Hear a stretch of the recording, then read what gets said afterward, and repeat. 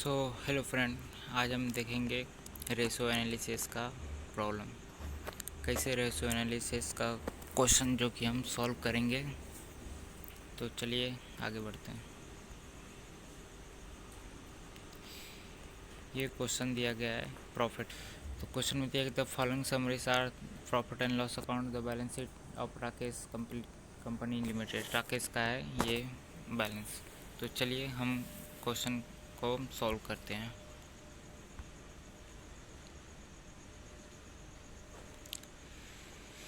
तो इसमें हमको कैलकुलेशन करने के लिए बोला है कि gross profit, net profit, operating ratio, stock turnover ratio, debtor turnover ratio, current ratio and liquid ratio.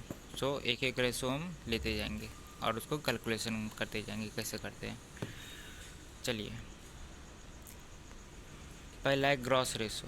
Gross ratio को इसके लिए आपको फॉर्मूला है कुछ, तो उसको आपको फॉर्मूला लर्न करना पड़ेगा या फिर आप वीडियो देखिए, आपको ध्यान में रख लीजिएगा, उसके आप सॉल्व करते हैं। तो ग्रॉस प्रॉफिट का फॉर्मूला है gross profit divide by sales multiply by 100। तो ग्रॉस प्रॉफिट हमारे पास है, यहाँ पे देखिए ग्रॉस प्रॉफिट हमारे पास है 4,40,000 और सेल्स हमारे पास है 9,50,000 और अगर उसको मल्टीप्लाई 100 से करते हैं तो हमारे पास आ जाएगा 46.31%। ओके, नेक्स्ट हमारा जो रहेगा नेट प्रॉफिट का। तो नेट प्रॉफिट का फॉर्मूला रहेगा net profit divided by sales multiple by 100। तो नेट प्रॉफिट हमको यहाँ पे दिया गया है 1,60,000 और सेल्स देखिए हम लोग यहाँ देखें 9,50,000 मल्टीप्लाई अगर 100 करते हैं तो हमारा आंसर निकल के आ जाएगा 27.37%। ओके, नेक्स्ट जो है हमारा third operating ratio. Operating ratio के लिए फॉर्मूला है cost of goods sold plus operating expenses divided by sales. तो कॉस्ट ऑफ गुड्स सोल्स में हम लोग पकड़ते हैं sales minus gross profit. Sales में से ग्रॉस प्रॉफिट को हम माइनस कर देंगे और जो ऑपरेटिंग एक्सपेंसेस रहेगा उसको हम प्लस कर देंगे और डिवाइडेड बाय सेल्स। ओके, और मल्टीप्लाई बाय 100। तो हमको यहाँ दिया गया सेल्स हमारे पास है 9,50,000, ग्रॉस प्रॉफिट दिया ही गया हमको, आप क्वेश्चन में देख सकते हैं 4,40,000 और प्लस हम ऑपरेटिंग एक्सपेंसेस अगर लेते हैं तो हम और divided by sales 9,50,000 multiply by 100। तो जो निकल के आता है वो 74.736%। तो हम इसको कन्वर्ट कर लेंगे, 73 का आगे 6 है तो उसको हम ले लेंगे 74.4%। नेक्स्ट है stock turnover ratio. Stock turnover के लिए फॉर्मूला है cost of goods sold divide by average stock. तो कॉस्ट ऑफ गुड्स सोल्ड हम यहाँ निकाले हैं सेल्स माइनस ग्रॉस प्रॉफिट। तो 9,50,000 माइनस 4,40,000।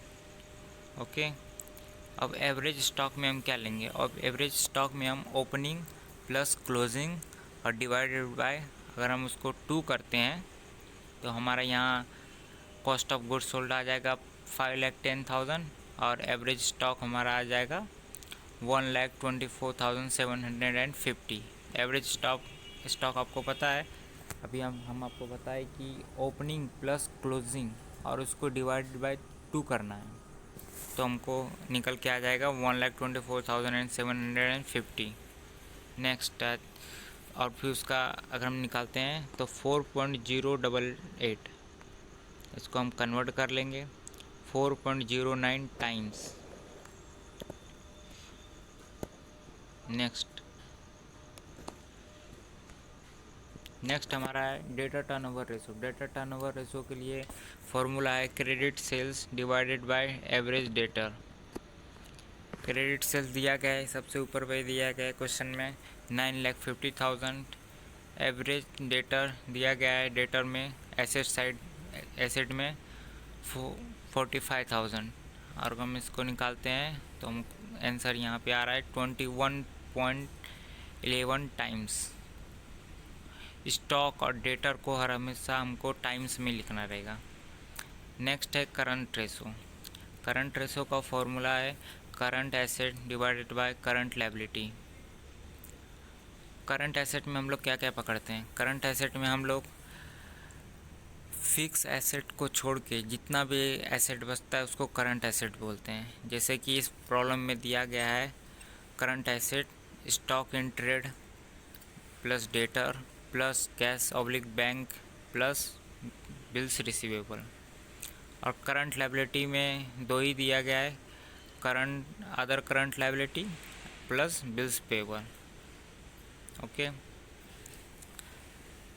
नेक्स्ट अगर हम इसको निकालते हैं तो स्टॉक एंड ट्रेड दिया गया है 1,50,000, डेटर दिया गया 45,000, कैश ऑब्लिक बैंक दिया गया है 60,000 और बिल्स रिसीवेबल 1,05,000।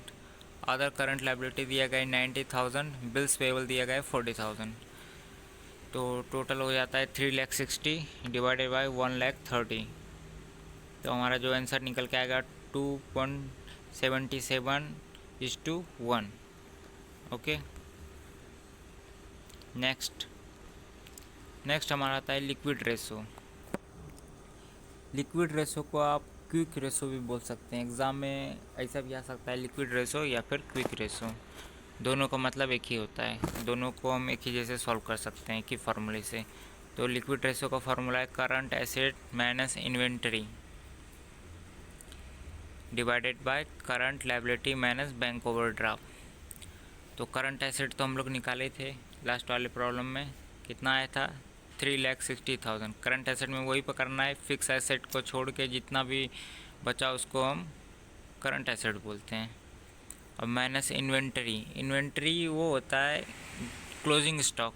क्लोजिंग स्टॉक जो दिया रहेगा आप उसी को इन्वेंटरी पकड़िए, या फिर एसेट साइड में स्टॉक दिया रहेगा आप उसको पकड़ सकते हैं। दोनों में से कोई भी पकड़िए, फिलहाल दोनों तो एक ही रहता है। और डिवाइडेड बाय करंट लायबिलिटी दिया गया है, लास्ट में हम लोग निकाले थे लास्ट इसमें 1,30,000। अब बैंक ओवरड्राफ्ट इसमें हमको दिया नहीं है तो हम उसको जीरो पकड़ेंगे। तो 3,60,000 माइनस 1,50,000 करते हैं तो 2,10,000 डिवाइडेड बाय 1,30,000। तो हमारा आंसर जो निकल के आएगा 1.62:1। So thank you so much.